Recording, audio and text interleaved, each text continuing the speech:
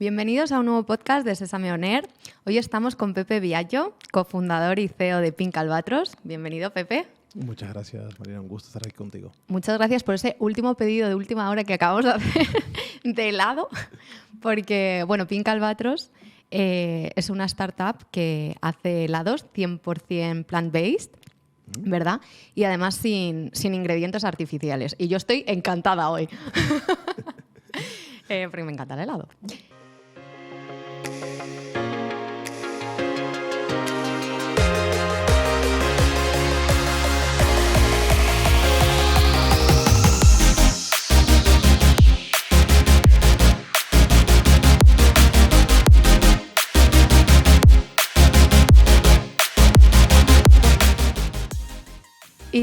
Y bueno, y porque el podcast de hoy vamos a hablar de bastantes cosas interesantes.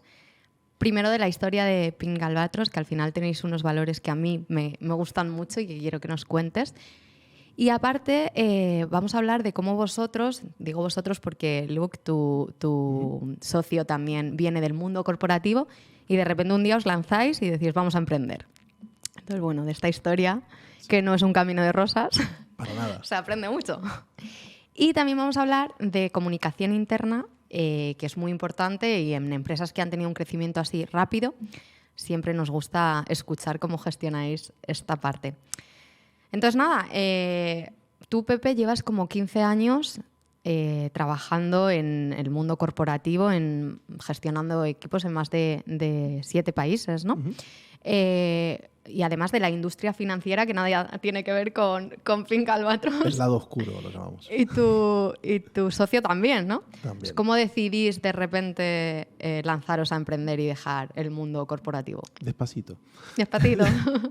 Bueno, fueron dos formas de llegar realmente al emprendimiento muy diferentes, ¿no? Por un lado, yo estaba gestionando, como tú bien dices, una empresa a nivel europeo, entonces tenía responsabilidad sobre 7 países, viajaba muchísimo, veía muy poco a mi hija Emma, que luego hablaremos un poquito más de ella. Muy bien. Y justamente lo que echaba de menos era poder estar un poquito con ella. Viajaba todas las semanas, era muy engorroso, todo el tiempo fuera, realmente la disfrutaba poco y no me estaba gustando. Y llegó un momento en el cual realmente me cansé de esa vida y decidí que esa vida no la quería. No sabía qué quería, no sabía que iba a emprender al final, pero sabía que eso que tenía no lo quería más. Entonces, a partir de ahí, yo dejé mi empresa en febrero del 17 y empecé a buscar cosas que hacer. Y me metí en 10.000 fregados.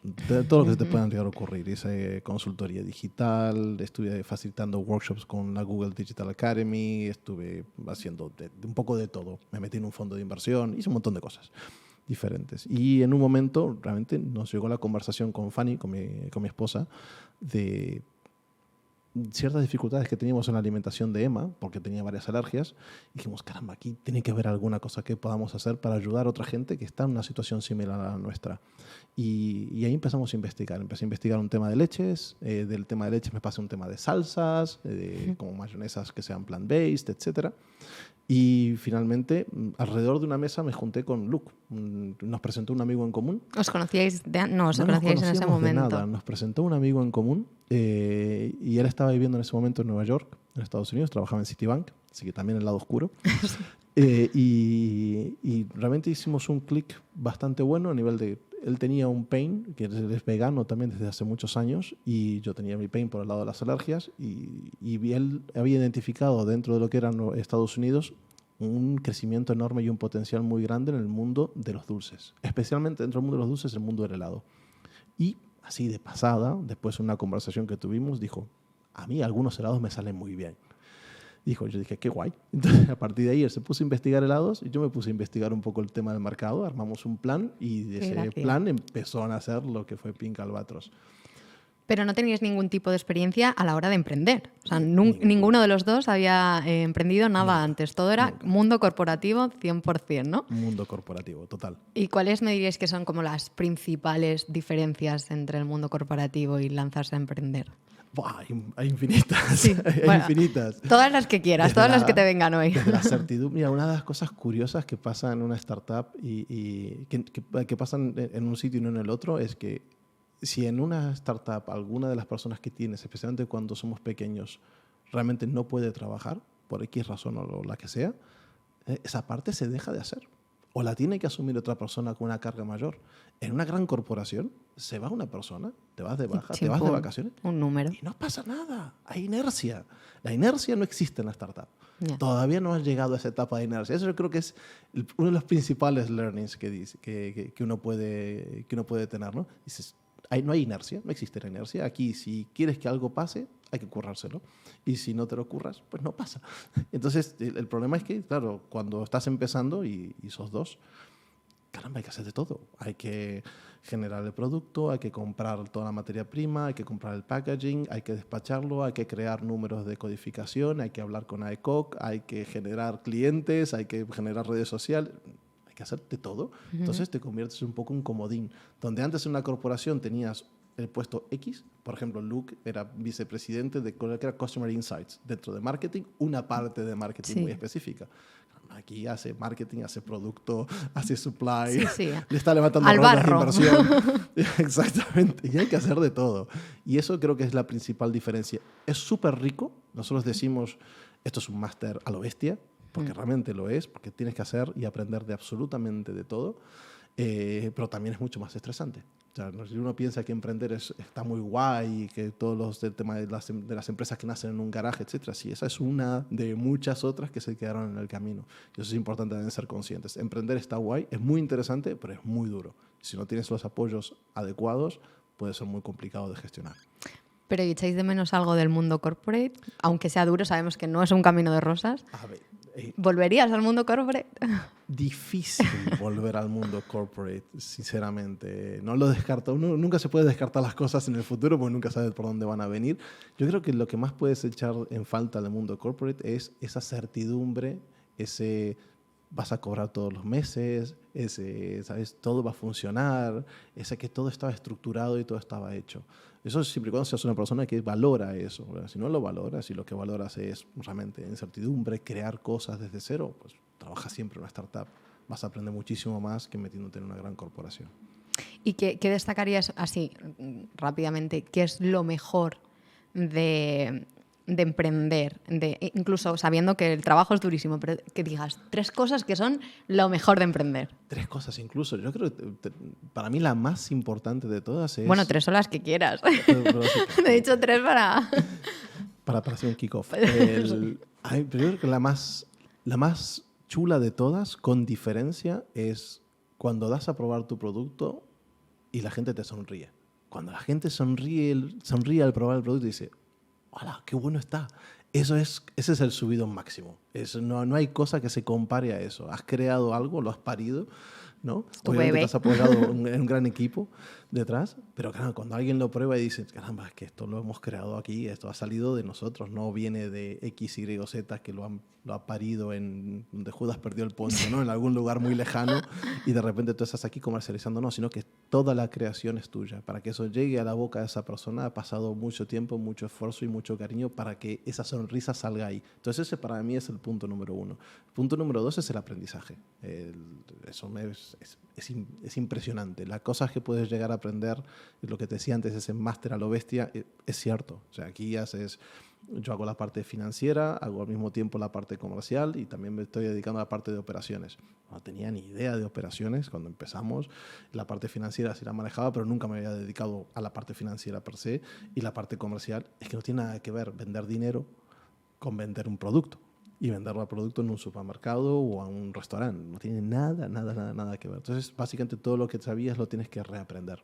Tienes que juntarte de gente que sabe muchísimo más que tú, obviamente, e ir absorbiendo todo eso que te pueden ir dando. Y bueno, y no tener miedo, ¿no? Porque al final, para hacer todas estas cosas, hay que lanzarse y no mirar atrás. Eso es verdad, pero el miedo no es malo, ¿eh? No Yo es creo malo. que el miedo es bueno porque el miedo dice, aquí hay algo medio peligroso, hay que tener cuidado, hay que tomárselo con respeto. Por ahí, el no tener miedo, lo que tienes es un temerario, ¿no? Y eso también es peligroso. Entonces, el miedo es positivo. Pero hay que gestionarlo, el miedo. Hay que saber hasta qué punto le damos la atención y hasta qué punto lo tenemos que controlar, ¿no? Agarrarlo así como un perro feroz y decir, no, tú aquí, ¿no? Y que no se mueva. Y bueno, me has contado todo lo de la idea de por qué surgen helados, porque emprendo, pero me has contado que Emma tenía alergias, empezabais a investigar. mi pregunta es, ¿por qué helados y no salsas o otra cosa? Te cuento Yo encantada de entonces, que sean helados, ¿eh? Estoy muy emocionada con los helados. mi hija también, que puede decir que tiene un papá heladero. Y de antes no lo podía Yo de decir. pequeña a mi abuelo le decía, cuando sea mayor, quiero montar una heladería y estudiar para jubilada. Al final, al Qué final ni bueno. una cosa ni la Mira, otra. ninguna de las dos. Pero bueno, todo se amará. A ver, te voy a contar un poco la historia, ¿no? Que solemos contar siempre y creo que más la ejemplifica muy bien, ¿no? Entonces, siempre decimos que todas las buenas historias empiezan alrededor de una mesa, ¿no? Alrededor de una mesa incluso puedes poner gente de diferentes partidos políticos, incluso que apoyan diferentes equipos de fútbol y realmente todos vamos a disfrutar juntos alrededor de una mesa. La mesa es un factor de unión, ¿no? Sin embargo, cuando tienes una persona con alergias, como es mi hija, o has decidido apostar por la sostenibilidad y por una dieta y por el veganismo Plant-based, ¿no? por el apoyo de los animales como es Luke, realmente se empieza a generar cierta fricción alrededor de la mesa, ¿no? Porque cuando vas a un restaurante, sos la persona a la que le preguntan, ¿hay algo para ti? Además de patatas fritas o una ensalada, como es el caso de Luke, o en el caso de mi hija, le ponen una bandeja de otro color y se sienta en la esquina de una mesa. Entonces, la mesa, de ese Pobre. factor de unión, empieza a generar un factor de desunión, ¿no? Y entonces ese fue el tipping point, ese fue el insight que nosotros vimos, es cómo podemos hacer que realmente la mesa se convierta en ese factor de unión. Y había mucha gente trabajando en diferentes aspectos de la alimentación. Y la alimentación para nosotros tiene dos ejes clave. Un eje clave es la nutrición y otro eje clave es el placer. Y el placer es tan importante como la nutrición. Sí, Si no, no sí. existirían restaurantes con estrella Michelin, porque ninguno de ellos está enfocado en nutrición. Todo eso es placer, puro y duro, Sí. nada más. Entonces dijimos, y dentro del placer, ¿dónde está el pain point más gordo en las casas para gente que tiene alguna dificultad, como alergia, intolerancias alimentarias, etcétera? Y ahí vimos que el principal pain point estaba en la parte de los postres. Entonces, conseguir un postre que no tenga lácteos, que no tenga huevo, que no tenga gluten y que además esté rico e Dificilísimo, indulgente, complicado. Y el que me diga que una manzana o una banana es indulgente, por favor que se lo haga ver, porque no, es nutrición también. Puede estar rico, pero es nutrición. No te da ganas de comerte 5 manzanas una detrás de la Efectivamente. otra. Por lo tanto, la indulgencia es diferente. Entonces, a partir de ahí surgió el tema, ¿no? O sea, indulgencia está bueno, vamos a enfocarnos dentro de indulgencia y empezamos a ver un poco el mercado. Y ahí estuvimos investigando un poco los tamaños de mercado. El mercado de los helados, para que os hagáis una idea, en España son 1.600 millones de euros. Y yo te llego a preguntar, ¿cuánto crees que es el tamaño de las leches, del mercado de las leches, tanto vegetales como leches de animal? ¿Cuánto crees que es? ¿Mucho más grande? ¿Un poco más grande? Yo ¿Una no tengo ni barbaridad? idea. Más, supongo. Pero hay gente que nos dice incluso 10 veces más, una cosa por el estilo, pues un 20%. Más, pero sí, digo, no creo que tampoco mucho más. Pues está muy, muy, muy, muy cercano. Entonces, ahí lo que vimos es que, caramba, es un mercado enorme, un mercado que además puedes tener un impacto muy grande. ¿Por qué no lo explotamos, ¿no? Y lo queríamos explotar con una propuesta de valor diferenciada. Y esa propuesta de valor venía, primero, hacer un producto esté rico, ¿vale? Rico a nivel de textura y rico a nivel de sabor, las dos cosas, porque el helado tiene que tener textura y tiene que tener sabor. Si agarras un helado hieloso, ahí ya no está bien.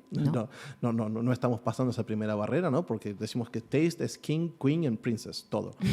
Está ahí. Si el taste no funciona, da igual el producto que tengas, el marketing que tengas, la gente no va a recomprar. ¿Vale? Y segundo, nos pusimos un par de barreras más guays, ¿no? La primera barrera es que queríamos un etiquetado limpio. Entonces, ¿cómo hacemos un etiquetado limpio? Pues eliminamos todos los ingredientes que no se puedan dibujar. Eso no solo es la cosa que decimos, es hecho con ingredientes que se pueden dibujar. Puedes dibujar un mango, un anacardo, puedes dibujar azúcar. Ahora intenta dibujar monodiglicéridos de ácidos grasos. Si es que no te, sí, yo esto no, te lo no iba se a te lengua preguntar. la Digo, traba al hacerlo, ¿qué ¿no? es lo de que no se pueden dibujar? Claro. Exacto. Pero... O maltodextrinas, o dextrosa, o metilcelulosa. ¿Qué son esas cosas? Pues esos son ingredientes súper comunes en los helados y son los ingredientes que nosotros eliminamos de nuestra producción. Entonces nos centramos mucho en la pureza del ingrediente. Que el ingrediente además no haya sido tocado por otros ingredientes, por solventes, por procesos químicos que pueden dañarlo. No es porque pueda dañar o no pueda dañar al cuerpo humano, simplemente creemos que ¿por qué nos vamos a meter en el cuerpo algo que no es necesario? ¿Vale? No, que lo que no hacemos es tomar Totalmente atajos. de acuerdo. No Sí. usamos colorantes, no usamos aromas, ni nada por el estilo. Y el tercero es, vamos a hacerlo plant-based. ¿Por qué? Por dos razones. Primero, porque justamente es una forma de evitar esos ingredientes con alérgenos como la leche, el huevo, etcétera, que son típicos también en los helados. Y por otro, también porque tiene un impacto en sostenibilidad. Entonces, ¿cómo conseguimos un impacto mayor? Que la empresa tenga un purpose, más allá del mero hecho de realmente generar una empresa, que obviamente tiene un objetivo económico ulterior, sostenibilidad económica en algún momento, y es justamente hacerlo plant-based. Y para que te hagas una idea, una tarrina de Pink Albatros a nivel de ingredientes ahorra 570 días de agua de una persona. Qué versus barbaridad. una tarrina de un chocolate del sabor que quieras, de un helado premium. Entonces dices, caramba, eso es una tarrina solo. 570 días de agua de una persona es es una una barbaridad. barbaridad. Entonces, todos esos aspectos son los que conformaron realmente la idea original de Pink Albatros. Jope, bueno, yo te iba a preguntar por esos 3 ejes, que es verdad que lo he leído por ahí, que eran 3 ejes en los que basabais Pink Albatros, pero yo creo que ya los has dicho los 3. No sé si hay alguno más que no están metido en esos 3. Al nivel de marca, esa es la parte esencial, por supuesto. ¿Y cómo fue el proceso de I+D para crear los helados plant-based? Porque al final ninguno sois reposteros, ¿no? Ninguno. Aquí Luke se puso el gorro de cocinero y científico al mismo tiempo, las dos cosas. El gorro de cocinero y la bata de científico. Y digo la bata de científico porque crear un producto no es solamente crearlo en tu cocina y que funcione en la cocina, tiene que tener una serie de macro y micronutrientes que pueda funcionar y luego una performance en la máquina que lo va a producir que sea la óptima, porque si no salen las máquinas, el producto no funciona. Claramente. Entonces hay que hacerlo. Entonces, primero fue un trabajo casero muy grande que ha hecho Luke, principalmente. Se puso a estudiar toda la estructura, cómo se hacen los helados, etcétera. O sea, que cambió su profesión de una forma totalmente radical. Y luego nos hemos apoyado en algunas universidades que nos han apoyado en revisar y validar esas recetas originales que estábamos creando nosotros en casa. Sí. En casa con una heladera que se pueden conseguir en un supermercado. ¿Vale? Y después lo que hicimos fue justamente aliarnos con maestros heladeros o fabricantes de helados que nos permitiesen llevar estas recetas validadas por estas universidades al mundo real. Al mundo real me refiero a las máquinas que tienen que fabricar el helado. Entonces, todo ese proceso es el que fuimos haciendo para crear el producto que vas a probar en breve. Ay, tengo unas ganas de que suene el timbre. Estaba mirando para allá y... ¿Quién es Dandy? Te quería preguntar quién es Dandy, de vuestro logo. Dandy es nuestro logo y la palabra Pink Albatros, ¿de dónde viene? Bueno, y también Pink Albatros, claro. Está justamente una cosa ligada a la otra, ¿no? Primero que queríamos tener un logo. Queríamos ser una cosa un poco diferente. Queríamos un logo, no queríamos simplemente el naming que fuese el logo.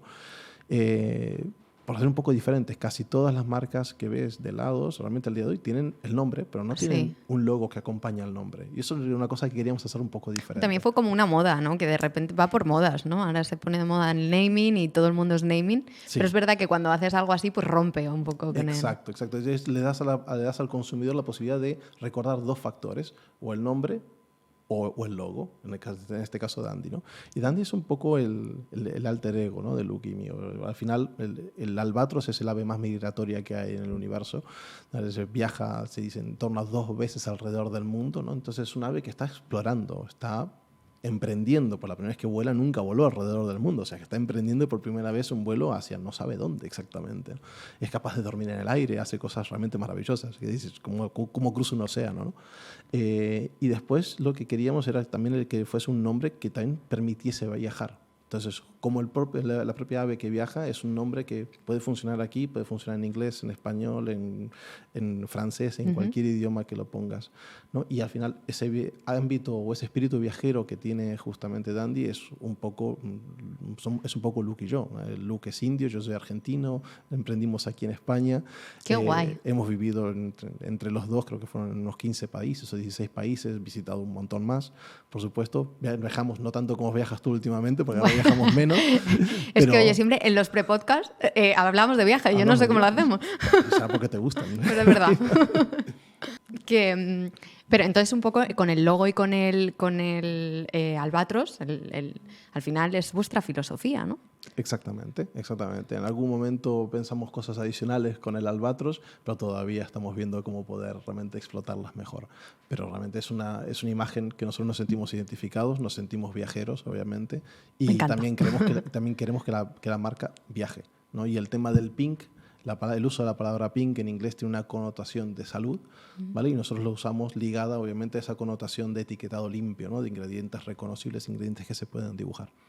Y con esta filosofía, con estos valores tan claros, ¿cómo hacéis para que el resto del equipo os aseguráis que la comparte? Que al final sois un equipo de 10 personas, ¿no? Sí, somos un equipo de 10, hay gente de Argentina, gente de Portugal también. Pues encima es un equipo multicultural, que es más complicado. Sí. ¿Cómo lo hacéis para que la filosofía se transmita a todo el equipo, con culturas además diferentes? Nosotros lo que ponemos más como filosofía es, más allá de obviamente la filosofía de marca, es un tipo de carácter, ¿no? Que buscamos que esté reflejado en la gente que tenemos dentro. Entonces tenemos una serie de valores que sí que son los que buscamos principalmente que la gente tenga. Y los valores son sencillos. Uno que es el buscar la colaboración siempre que sea posible. Creemos que es muy difícil llegar a un resultado trabajando en solitario.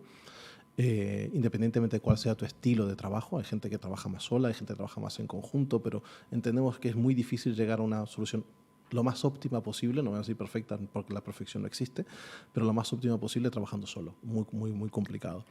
Luego un espíritu de búsqueda, de entrepreneurship, de realmente buscar emprender.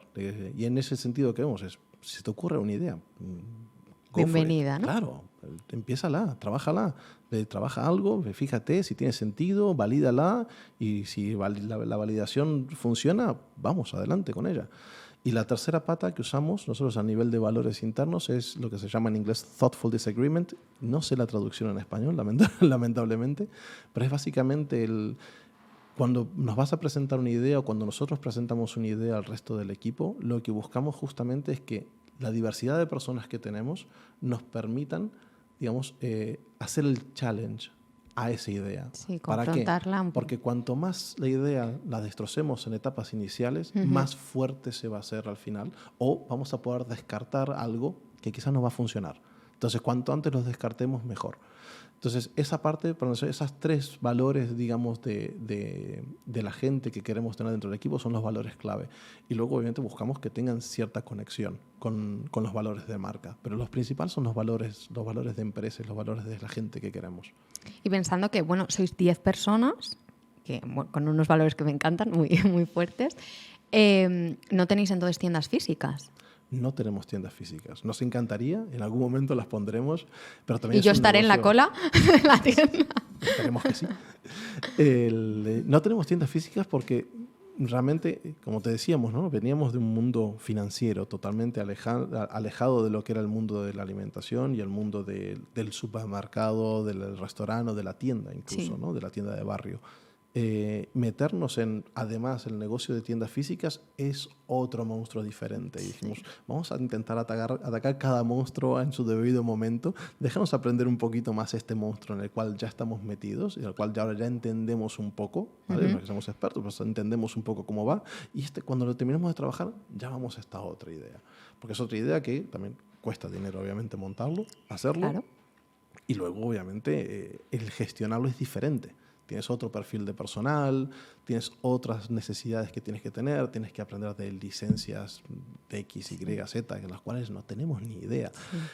Entonces habría que traer gente específica para poder gestionar ese negocio también. Y para eso necesitamos también validarlo. Entonces hemos hecho algún pop-up puntual, en el cual vamos sacando información y vamos sacando aprendizajes. O sea, que al final es un poco el learning by doing, ¿no? Learning by doing. Es la mejor forma de emprender, ¿verdad? De aprender y de emprender. Totalmente. Es una de las cosas claves que le decimos a la gente.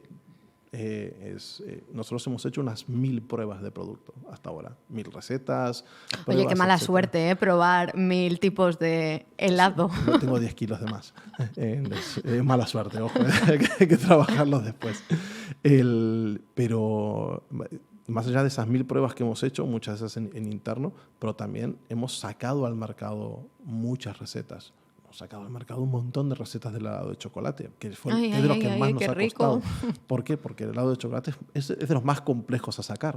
Tiene una concepción entre los sólidos que lo hace más difícil, ¿no? Entonces, el conseguir sacarlo nos costó mucho. Y entonces lo que hicimos fue lanzar al mercado un producto que para nosotros estaba razonable, pero que sabíamos que todavía se podía mejorar. Pero necesitamos feedback también de los consumidores. Necesitamos que nos digan qué gusta, qué no gusta, por dónde va bien, por dónde va mal. Y eso, si no sacas el producto, no lo puedes saber. Y lo mismo pasa con el pricing, con el punto de precio que tengas, con dónde vas a estar distribuyendo, qué tipo de canales, qué tipo de clientes estás teniendo. También es clave, ¿no? Y entonces vosotros que sois 10, que ya hemos dicho que no hay tiendas ni nada, ¿cómo gestionáis esta comunicación interna entre los 10? ¿Estáis en híbrido, remoto? Porque no lo sé, no lo hemos hablado. No estamos en remoto. El remoto no es una cosa que nos guste mucho. Y te digo básicamente por qué. Porque lo hemos intentado al comienzo y hemos visto que crear cultura en remoto es muy complicado. Tienes que tener muy buenos procesos ya montados para poder, en nuestra opinión, nuevamente, para que el remoto funcione correctamente. Y nosotros no estábamos preparados, sinceramente, cuando empezamos para hacer remoto. Entonces no nos funcionó. Y ahí pasamos obviamente a un tema netamente presencial, especialmente en los primeros meses de vida de una persona que se une al equipo. Siempre buscamos que exista mucha presencialidad, porque el roce hace el cariño, entendemos cómo funcionan las cosas y eso nos ayuda. Y luego lo que tenemos es, cierta gente tiene algunos días que se queda en casa a trabajar directamente. Hay alguna persona que toma los martes y los viernes, otra que viene los lunes, libertad, etc. con Entonces, eso. en ese sentido, somos flexibles, pero sí que buscamos es la presencialidad, porque es mucho más rápido tomarte un café para resolver un problema que intentar conectarte a una videoconferencia para ver si tienes un hueco de media hora para tratar un tema. Quieras o no, esa flexibilidad, esa fricción que te da el día a día en la oficina, para nosotros ha sido muy, muy positivo. ¿Y cómo gestionáis la comunicación interna? Al final, estando en presencial es más fácil, ¿no? A los gritos. A los gritos. No me digas esto. No, para nada. Tenemos diferentes formas, ¿no? Hay una serie de ceremonias, ¿no? que seguimos, que mantenemos. Cada uno, tanto Lu como yo, con nuestros equipos, tenemos una serie de ceremonias. Por ejemplo, yo tengo una ceremonia semanal, que es una pequeña reunión de 30 minutos, en las cuales me vienen con el planning semanal y vamos ordenando prioridades, caso sea necesario ordenarlas, pero viene la gente con una agenda ya preparada. Y lo único que vemos es alguna cosa urgente, etcétera, que haya que cambiar. Y luego tenemos ciertas ceremonias. Cada 2 semanas hacemos una revisión de todos los proyectos que están en el pipeline y que se están trabajando. Una vez al mes hacemos una revisión mensual de resultados por cada uno de los departamentos, viendo qué cosas han funcionado, qué cosas no han funcionado, cuáles son los objetivos del mes que viene que tenemos. Y esa información luego obviamente circula internamente. Tenemos lo mismo mucho más detallado para la parte comercial. Hacemos un detalle de cliente a cliente, canal a canal, etcétera, para desordenarlo entre comercial, operaciones y básicamente los 2 principales equipos que dependen de mí. Y eso nos ayuda justamente a tener una transparencia que es la adecuada para tener dentro de un equipo, que se entiende las cosas que están pasando. Otra de las cosas que hacemos es que, por ejemplo, todo el equipo entrevista a alguna persona nueva que vaya a entrar. Ah, qué guay. Entonces, eso es una de las cosas que hacemos y les pedimos obviamente el feedback. La decisión al final no la toma el equipo, pero para nosotros es importante el feedback formen parte y del que vean proceso. un poco cómo van con el fit, ¿no? O sea, a veces hay una persona que dice, caramba, es que no encaja en nada. O que dicen, sí, no, esta persona encaja, o esta persona me genera dudas aquí, acá, y nos permiten entonces hacer alguna consulta adicional, hacer alguna pregunta adicional a la persona candidata para ver si puede formar parte del equipo o no. ¿Y no tenéis miedo a que según vayáis creciendo y el crecimiento sea cada vez mayor, eso se pierda un poco la cultura, los valores? Yo creo que más que perderse el valor, lo que va a hacer es matizarse y cambiar y evolucionar. Obviamente, si tienes un equipo de 20 personas, que 20 personas hagan una entrevista a una persona nueva que está entrando, caramba, más allá de agobiante para la persona entrevistada, digamos, es un montón de tiempo que todo el equipo está invirtiendo para validar esa entrevista. Entonces eso seguramente cambiará y mutará. Digamos, algunas personas realmente puntuales estarán haciendo esa entrevista puntual con esa persona candidata. Pero lo que no se puede perder es la filosofía de trabajo. ¿Qué le estamos pidiendo, ¿no? a nuestro equipo cuando entrevistan a una persona candidata? Pues generalmente les mandamos una especie de agenda que quiero que tú, que haces bien, por ejemplo, que evalúas muy bien el trabajo en equipo, que le hagas ciertas preguntas para validar para ver su feedback, cómo funciona a nivel de fit de equipos, o tú que trabajas muy bien a nivel de objetivos, fijación de objetivos y hacer un reporting de los objetivos alcanzados, fíjate cómo esta persona trabaja esa parte. Entonces le pedimos que se enfoquen en temas específicos y con eso lo que conseguimos es el feedback exacto sobre esos temas que queremos validar, que son valores secundarios o cosas secundarias que tenemos dentro de nuestra cultura, ¿vale? Pero que son valiosos a nivel de trabajar con cualquier persona que se esté candidatando. Uno de los más complejos es el de Thoughtful Disagreement que hablábamos antes, Sí. este de cualquier idea que puede ser challengeada por parte de Sí, confrontar cualquier cosas. otra persona, es clave. Nos hemos encontrado con muchísimos candidatos que dicen que nunca en su vida han presentado un proyecto que se lo hayan echado para atrás, cosas por el estilo que a nosotros nos sorprendía muchísimo. Decimos, ¿cómo puede Eso ser? es muy raro. Pues nos hemos encontrado un montón de gente que no asume que se equivoca. Y además es que hay que equivocarse, porque yo, Totalmente. y bueno, creo que todos, sabemos que cuando nos equivocamos es cuando aprendemos y cuando mejoramos y cuando se crece, ¿no? Si no, Es que nosotros nos somos equivocamos todos los perfectísimos, días. O sea, claro. ahora estamos hablando de recursos humanos, pero nos hemos equivocado a nivel de recursos humanos un montón. Por un montón. Porque no sabemos. Estamos haciendo cosas y las Os podemos hacemos mal. ayudar. No, pero por ejemplo, a nivel de comunicación, todavía hay muchas cosas que a nivel de comunicación podemos hacer infinitamente mejor de lo que estamos haciendo al día de hoy, sin duda alguna. Vamos haciendo lo que podemos y lo que también nos da el tiempo. Entonces, eso es importante, ¿no? Siempre hay que ir mejorando, equivocarse y mejorando, porque si no es que qué aburrido, ¿no? Exacto, pero lo importante es que el equipo tenga esa libertad de decirnos, a veces, creo que aquí os habéis equivocado, esta comunicación no se ha hecho correcta en este momento, se debería quizás haber metido en esta otra comunicación que ya la tuvimos hace 2 semanas. No era necesario esperar de una cosa para otra. Entonces, ese tipo de cosas, ese feedback, es el intentar darle a la gente la libertad de poder opinar. Luego la decisión no va a ser de ellos, porque la decisión final tiene que ser nuestra. Para eso somos justamente Sí, los filtrarla, pero los que oye, estamos la dirigiendo opinión empresa. cuenta, ¿no? Al final. Pero hay que escuchar, porque Tener varios puntos. pueden ser muy válidas y hay que entenderlas, asimilarlas para ver, caramba, que hay. Y a partir de ahí nos hemos dado cuenta que hay muchas cosas que hemos hecho mal. Claro. Entonces, y es aprender a partir de eso. Yo te hablo todo el rato de crecimiento porque es que además has llegado y me has contado lo que estabais yendo a por una ronda. Sé que levantasteis una a principio del año pasado, ¿no? Sí, a finales del año O pasado. A finales vale, del año pasado. yo Sí, ya no sé en claro, qué sí. año vivo, la verdad. Desde el COVID me faltan años y meses. Y ahora vais a por otra. Exacto, sí. La ronda del año pasado fue una ronda que fuimos un poco en etapa, la cerramos a final de año y lo que nos ha permitido justamente es conseguir esta expansión que hemos conseguido este año. Este año más o menos estamos creciendo en un por 3 contra el año pasado, que es un crecimiento bastante bueno. Sí. Nos ha permitido llegar a ciertos milestones que para nosotros eran muy importantes y más que nada validar el producto en mercados masivos, que para nosotros era la parte más relevante de la prueba que estábamos haciendo este año. Una vez que el producto en mercados masivos ha probado que funciona, que rota correctamente, que el producto lo busca el consumidor y repite compra, decimos, caramba, ahora hay que dar el siguiente paso, ¿no? Y crear un producto apto para supermercados o para ser comercializado en supermercados es mucho más complejo que crear una cosa digital, ¿no? Desde cierto punto, primero, no te puedes equivocar tanto. Te puedes equivocar, pero no te puedes equivocar tanto. O sea, si erras en un packaging, caramba, es que son 25.000 o 50.000 unidades del packaging que tienes que tirar a la basura. O sea, hacer un test A/B con packaging no es tan sencillo, ¿no? En el mercado real. Puedes hacer una cosa chiquitita en petit comité con 10, 15 consumidores que vengan aquí con una cosa medio casera. Pero con un packaging de verdad es complicado. Es muy caro poder hacer esos test A/B. Y a mí me ha sorprendido mucho que en solo 2 años, como desde el 2021, aumentasteis un 400% vuestras ventas, ¿no? ¿Cómo conseguisteis eso? Pues eso, con mucho curro. ¿Alguna clave, por favor? No hay claves, son todas secretas. Vaya. No, mira, nosotros lanzamos en el 19, ¿vale? Y en el 20 vino Mike Tyson y nos dijo que la estrategia estaba mal.